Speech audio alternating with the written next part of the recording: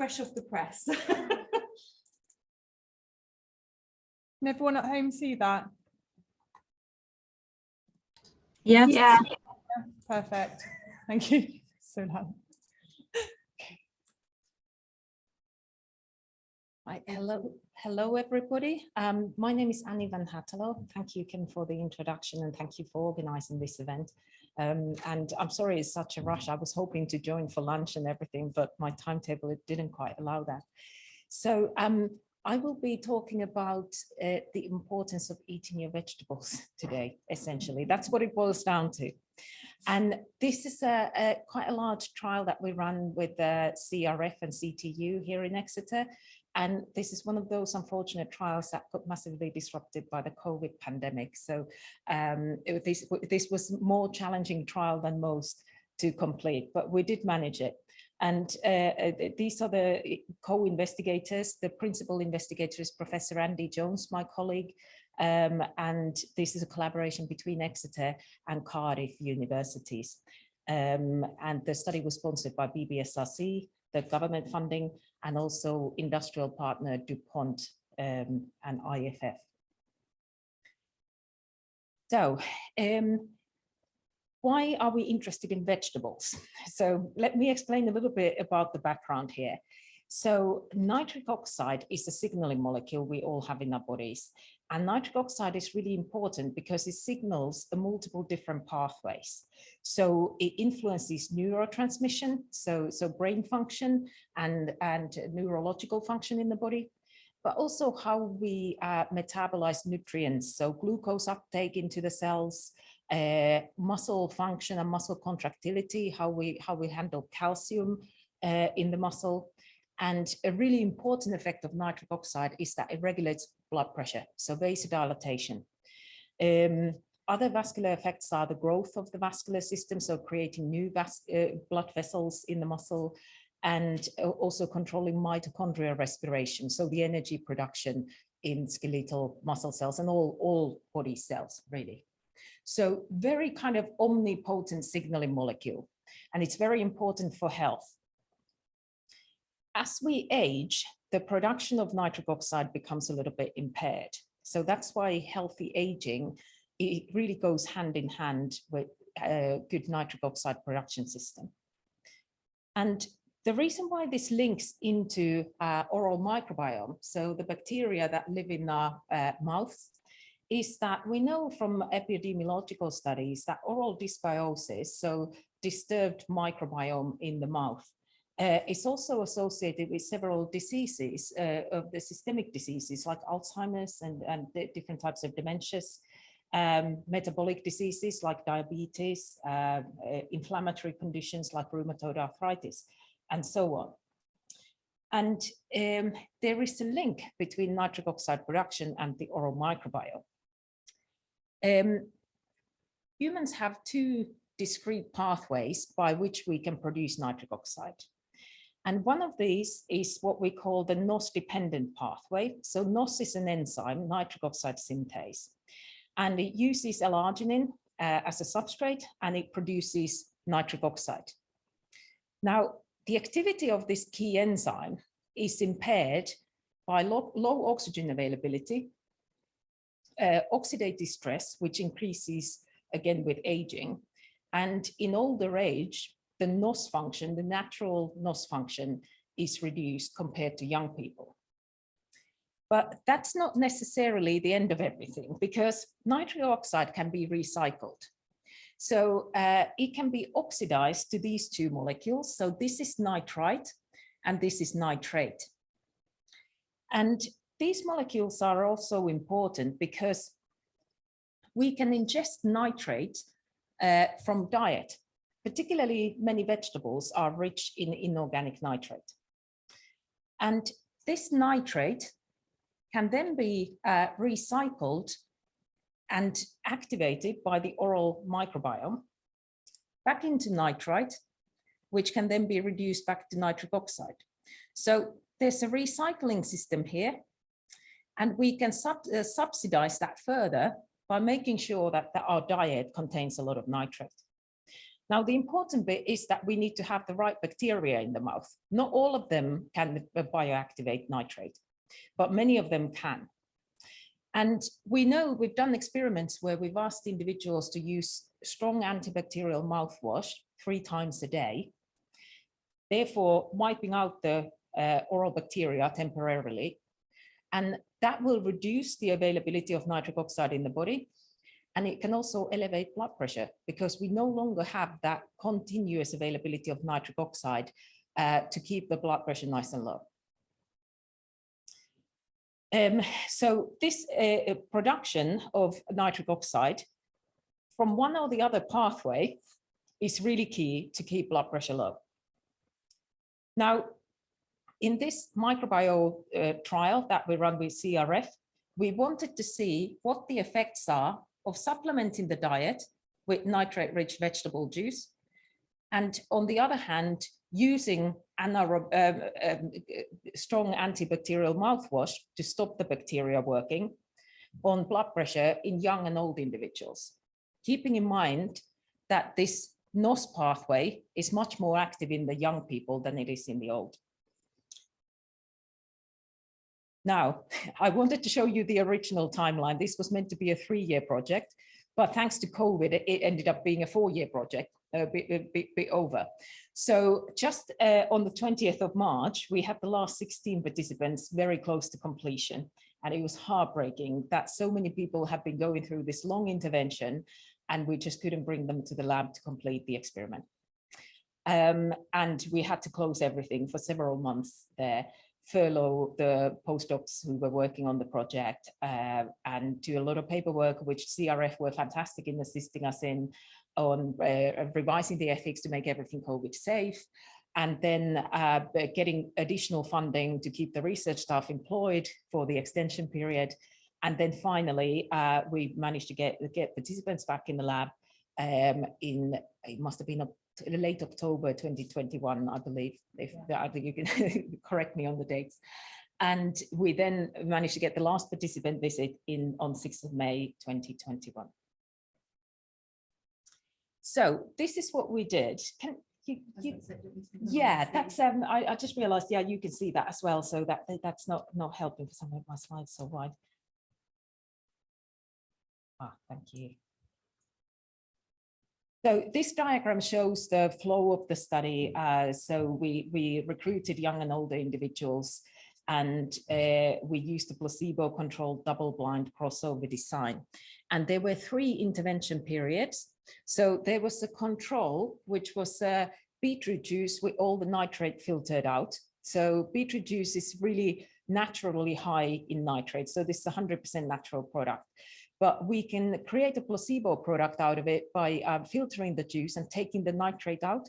So all the vitamins and other compounds are still left in the juice.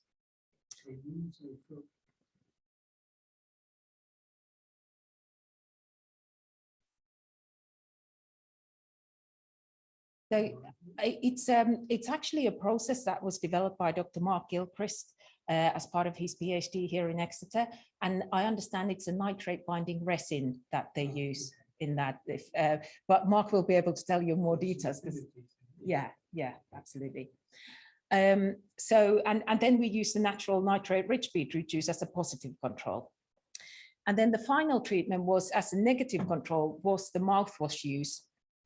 And we used normal Listerine mouthwash, which is available at Boots and very popular over in Europe and in the US as well. Now, you notice in the design here that the mouthwash always comes last. And the reason for that is that even though we knew that the washout period needed between the nitrate and placebo interventions, the microbiome bounces back within 5 days. We gave it 2 weeks just to be sure. But with the mouthwash, when you use that for 2 weeks, there was no prior data to show what the washout period for recovery after that is.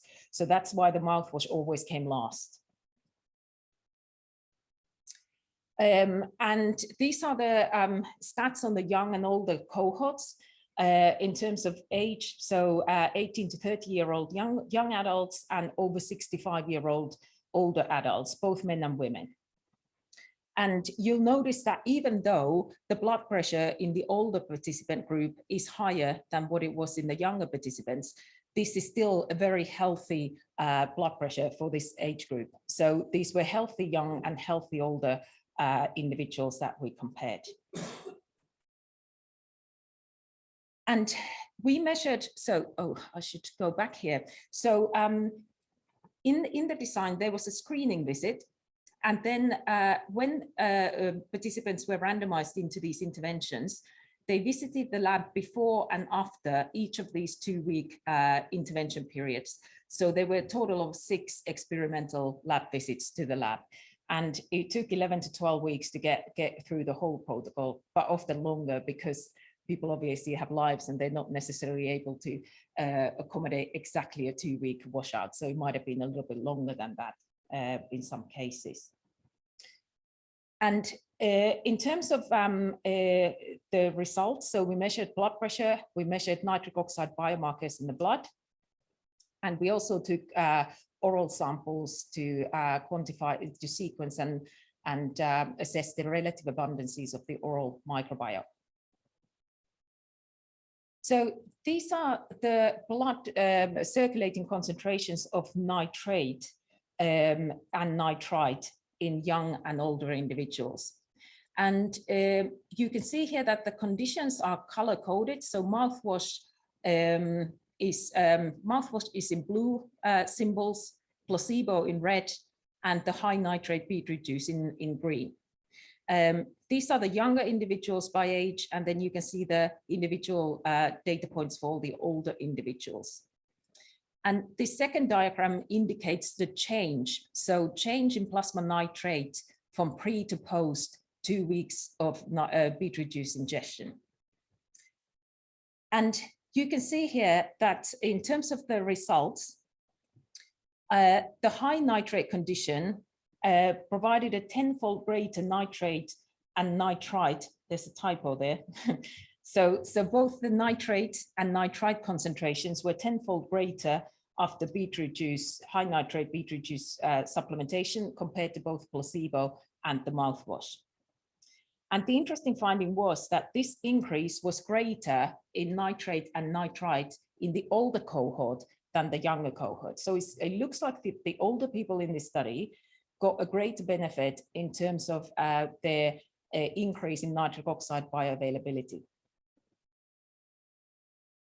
In terms of blood pressure, so we measured both brachial and central systolic blood pressure. And we have the diastolic and mean arterial pressure data as well, but just for simplicity, I'm just sharing the systolic data here. So these data also indicated that while there were no significant differences between conditions in the young cohort, there was a greater decrease in systolic blood pressure of the high nitrate diet compared to both the negative control and the control condition in the older cohort. So also in terms of blood pressure, the older group benefited more than the young group. And this was evident in both the brachial blood pressure and the central blood pressure.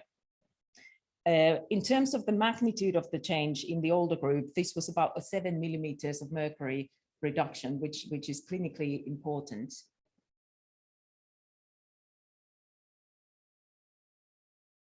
So we also ran some correlational analyses, and we found that the change in blood pressure, so in this diagram here, we have the central systolic blood pressure, and that was correlated with the baseline blood pressure. So those individuals who had higher blood pressure at baseline benefited more from this intervention. Notice also that there's a great variability in the responses. So some individuals, irrespective of whether they were young or in the old cohort, they didn't all respond the same way. And then we also correlated the change in blood pressure. So the magnitude, you can see here, magnitude of reduction in blood pressure under 0. To the key biomarker of nitric oxide bioavailability. So this is the change in nitrite concentration in the plasma. And we found that that was also correlated. So the greater increase you see in nitrite concentration in the plasma, the greater reduction in blood pressure we also saw. And the final vascular measurement we made was the flow-mediated dilatation, which is a measure of brachial artery diameter, or changes in the brachial artery diameter, which is a really key index of vascular health. So this was very interesting finding, because even though we showed that the placebo and high nitrate beetroot juice didn't significantly change this variable, it was the mouthwash condition that did something very interesting. So if you look at these symbols here, there is a small decrease after 2 weeks of regular mouthwash use. And that becomes significant when we compare them to the high nitrate intervention in the young group only, but not in the old. So this was a really novel finding that we were quite surprised to find initially in the young people, but I think it actually makes sense. Because in terms of the mouthwash intervention, when you take that, we have twice a day, so morning and evening mouthwash use. And when you use Listerine, you rinse your mouth, and that can actually be really good for oral hygiene when it's not used excessively. Your mouth bacteria, there's always a residue of them left after that. You can't kill them all out. And they will start to regenerate once you take a break from the mouthwash. And older people generate biofilm, so mass of bacteria, quicker than young people do. So that was actually a benefit in mouthwash use, is that older people kind of were able to recover from that wiping out of oral bacteria quicker than the young ones were. And we believe that that was behind this what we are seeing, small, but just significant effect in the young people in terms of the flow-mediated dilatation. What about the bacteria? So we did gene sequencing of the oral microbiome samples, which were collected just as a simple tongue swab. And these circles that you can see here are a method called non-metric multidimensional scaling. And this is an overall test of differences in the oral bacterial community at different stages of this intervention. And the way to read this is, if I can draw your attention in the young group to this light blue circle and the data points, you can see that this cluster is pulling away from this brown and green circles, which indicate the placebo and the mouthwash conditions. And those spheres pulling away from one another indicates that they are significantly different. So this means that the high nitrate diet changed the microbiome. It made it different from the mouthwash and placebo conditions, whereas there was no difference between the mouthwash and the placebo. And in the older group, the similar thing happens. So this blue circle here, which indicates the high nitrate condition, is pulling away from these two other circles that show the mouthwash and the placebo. Notice also that the young and older adults were no different at baseline. So before we ran any of these interventions, the microbiomes were, if not identical, there were no statistically significant differences. So they were indistinguishable. So, and the significant change after the beetroot condition was obvious in both young and older cohorts. And then the final comparison we did was between young and older adults. So we did the end of 2 weeks of mouthwash use time point, and we compared the oral microbiomes of young and older individuals. And we didn't find a difference there. So mouthwash response between young and the old was very similar. Same with placebo. At the end of placebo intervention, no difference in microbiomes between young and old. But really interesting finding was that after the high nitrate diet, there is a significant difference. So this means that both young and older adults responded to the high nitrate diet, but they responded in different ways. Now, these are some of the Latin names. So this is taxonomy of the oral bacteria. And this just highlights, this is genus level data, and this just highlights that the no change from between young and old adults at baseline before mouthwash condition, and also no change to post-intervention, so 2 weeks after mouthwash use. And very similar situation after placebo, no significant changes in these taxonomic units. And this shows just a snapshot of the most abundant genera. They are typically between 400 and 700 taxonomic units that we detect in these samples, but it would be too much to put them all on slide. And this is the interesting data. So here we have the main bacterial genera before they started taking high nitrate supplement. And I would draw your attention to the Prevotella, which is this brown color here, Veilonella, which is the blue bar, and Neisseria, which is the dark green here. Notice the big effect of Neisseria in the older group. There's a massive increase there. And at the same time, we see a collapse of the Prevotella and Veilonella. These get significantly smaller. And this effect, even though to some extent it's also present in the young adults, it's much more pronounced in the older individuals. And there's significantly greater increase in the Neisseria here. So what did that mean? How did that link up to the vascular data that we also collected? So this is where we worked with bioinformaticians to try and mesh together the oral microbiome data with nitric oxide biomarkers and the vascular responses to these interventions. And to do this, we constructed the gene co-occurrence network using bioinformatics.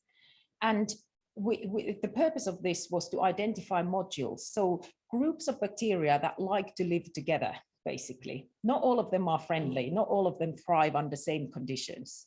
It's almost like gardening, where certain living conditions suit some plants and not the others. And then we did some correlational network analysis to see which modules related to physiological traits in order to identify key microbial biomarkers. And just summarizing the results quickly here. So in the young group, we found 511 taxonomic units. And these naturally clustered into 7 key groups or microbiome modules, as we call them. There were changes happening in 29 taxonomic units that increased and 41 decreased after the beetroot juice supplementation. And the correlational analysis didn't reveal any significant module nitric oxide biomarker interactions. Notice that these changes were much smaller in the young cohort than they were in the older cohort. So we found that the analysis of the older cohort was much more interesting in many ways. So there were just under 500 operational taxonomic units that we detected, and these clustered into 8 modules. So 1 more than we had in the young group. And the correlational analysis revealed something interesting. So as I showed on the previous slide, we had a very large and significant loss of Veilonella Prevotella cluster of bacteria. And that was linked to increase in nitric oxide bioavailability. So it seemed to be that taking away some of those bacteria from the oral cavity gave more living space to bacteria that provide nitric oxide precursors. And this change was particularly driven by a bacteria that is called Prevotella intermedia. And I've highlighted that bacteria because it significantly decreased after high nitrate diet. And Prevotella intermedia has been identified as a biomarker, an oral biomarker for poor immune system in old age and frail individuals in care homes. It's also linked with greater prevalence of mortality and severe cases of COVID-19. And the Prevotella intermedia is also found in conditions such as atherosclerosis and in brain tissue or in Alzheimer's disease. So losing some of those bacteria, it seems to me it's a good thing for systemic health. So as a summary of findings from this project, dietary nitrate resulted in distinct microbiome alterations in young and older people. There was a greater increase in Neisseria in the old group, and there was another key difference, which is an increase in Rothia bacteria that was only present in the older group, but not in the young. In terms of nitric oxide biomarkers, there was a greater increase in nitrite in the older group compared to the young. And this increase correlated with changes in oral microbiome and decrease in blood pressure in the older group only. So the greater decrease in blood pressure in the older cohort compared to young was very likely mediated by these different changes in microbiome. So principal or original findings, the oral microbiomes of young and older adults responded differently to a 2-week high nitrate diet, while the microbiomes of both cohorts were not affected by placebo or mouthwash interventions. And our data indicates that twice daily use of antibacterial mouthwash impaired the flow-mediated dilatation compared to 2 weeks of high nitrate diet in young adults only, but not in the old. And therefore, older people perhaps stand to gain greater vascular benefits from high nitrate diet than healthy young adults. And this may be because that natural NOS enzyme mediated production of nitric oxide is impaired. So key implications for future research. We are doing some work with the Exeter Dementia Group at the moment on cognitive decline. There are suggestions for, we're also working on rheumatoid arthritis and oral microbiome in there in terms of trying to use dietary interventions to reduce the inflammatory bacteria in the oral cavity. And we're really interested in exploring further potential differences between men and women, and especially relating to menopause.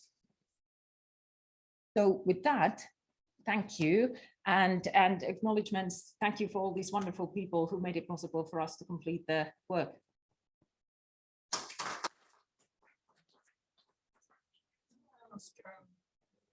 Whether your study nitric oxide might have been varied or interfered by the amount of exercise people have.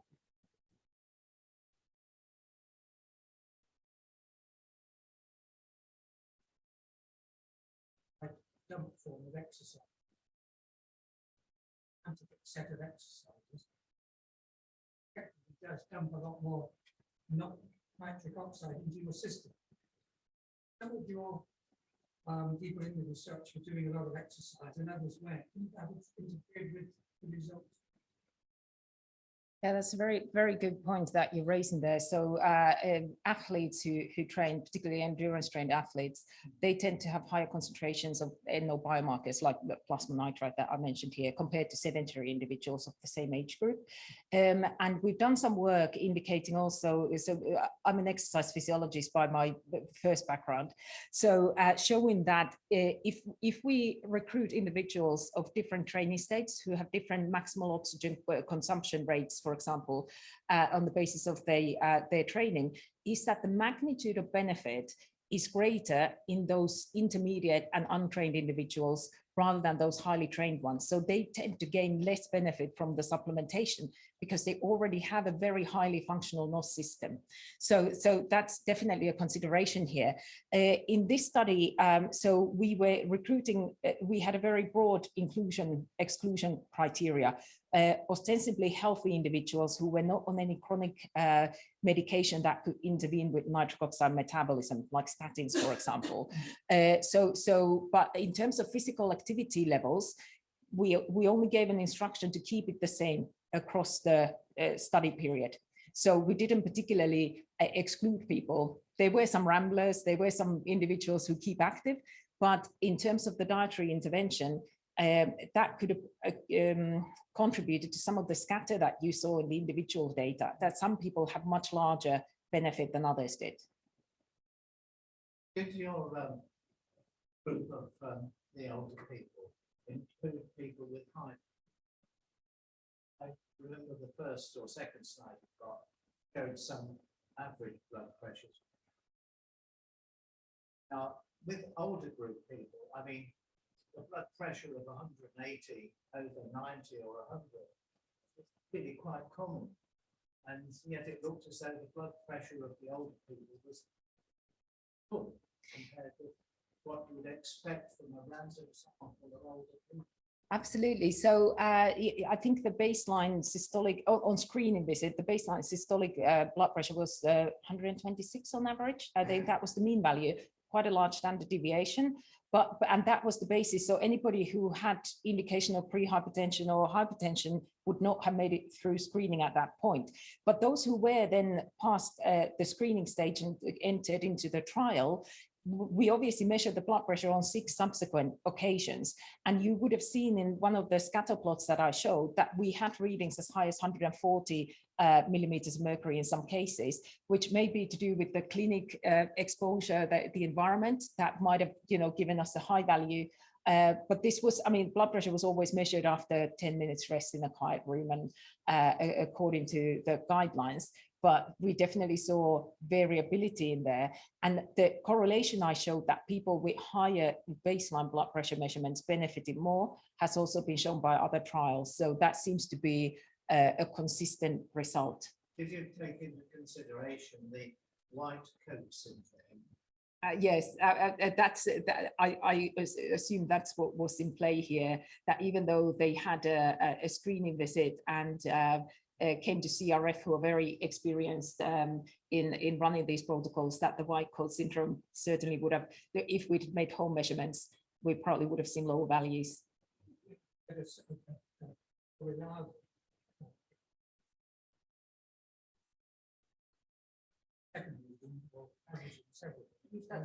Yeah. Our standard procedure is to take 4 blood readings of blood pressure and take them for the last 3. Yeah. And that's after a period of, we have a bit of quantization. That's the pocket, you have to settle down before we take blood pressure. So we do. And it's also, the order of the supplements was randomized. So if the participants might have got more accustomed to the surroundings towards the end of the trial, but because we randomized the placebo and high nitrate conditions, that hopefully balanced out overall. So, how volunteers felt about participating? So this was, so in the plan, I mentioned COVID. So in our plan, we had 2 coffee mornings planned for participants and 2 kind of focus group conversations about how they found the study. And unfortunately, COVID scuppered that, so we couldn't do that. And we also wiped our budget because we had to keep the postdocs employed. So it was in the plan, but unfortunately, we couldn't do it. The interventions were well tolerated, as in the dropouts that we did get. The major one was COVID, because then people, we couldn't bring them into the lab anymore. And there were various personal life situations that prevented people from continuing in a handful of cases. But the supplement was very well tolerated, as in beetroot juice, it's not for everyone. But it's quite a small quantity because it's only 70 mils of concentrated beetroot juice. So we were really pleasantly surprised with the kind of retention rate, as in people didn't really drop out because of the supplements, at least. I was actually pleasant. Oh, I did thank do you.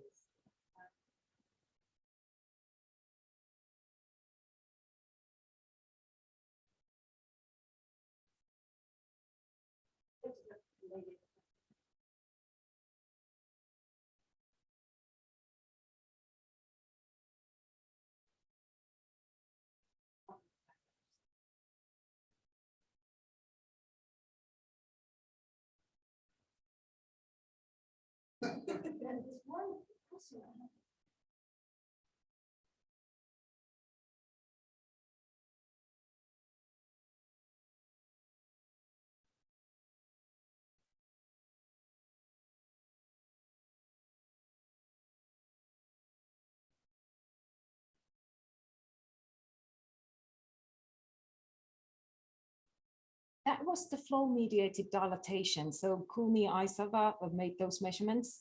That's a measure of, it's Kumi and Angela's area of expertise, and they were part of the trial. So that's a measure of arterial elasticity in older age. It's a similar index as blood pressure of vascular function. And the loss of nitric oxide production in the body is associated with impaired flow-mediated dilatation. So that's why we included it in the trial. Oh, I think. oh, because you don't mean the cuff on the arm and the. I think they may have also, I wasn't involved in microbiome, so I'm fairly aware. So I think we may have done another test looking at arterial stiffness, pulse wave velocity. Yeah, we did pulse wave velocity. Sorry, I didn't have time to include every variable, but that might have been the pulse wave velocity Yeah, measurement. So then for that one, where we're looking at the speed of the signal. That's right. Yeah. So that's why we would have measured it.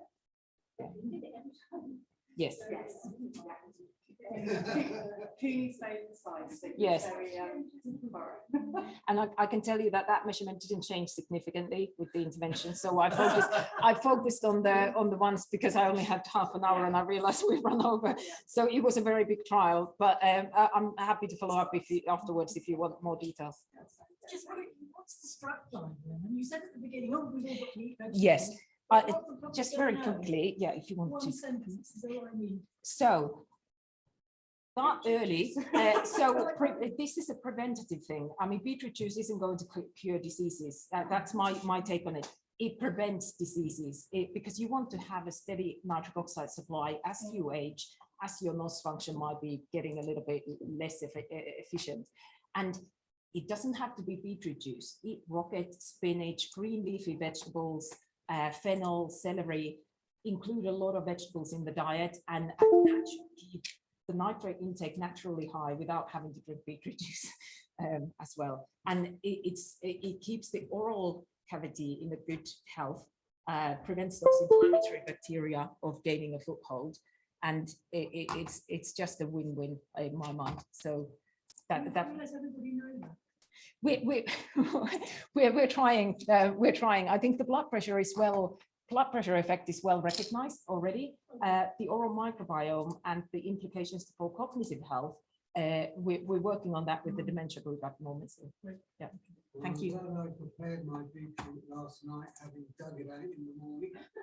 Oh, excellent. So, yeah, that's good. Thank you so much. Thank you. This is the time we're going to move on to the next speaker, but thank you for that hot off the press results.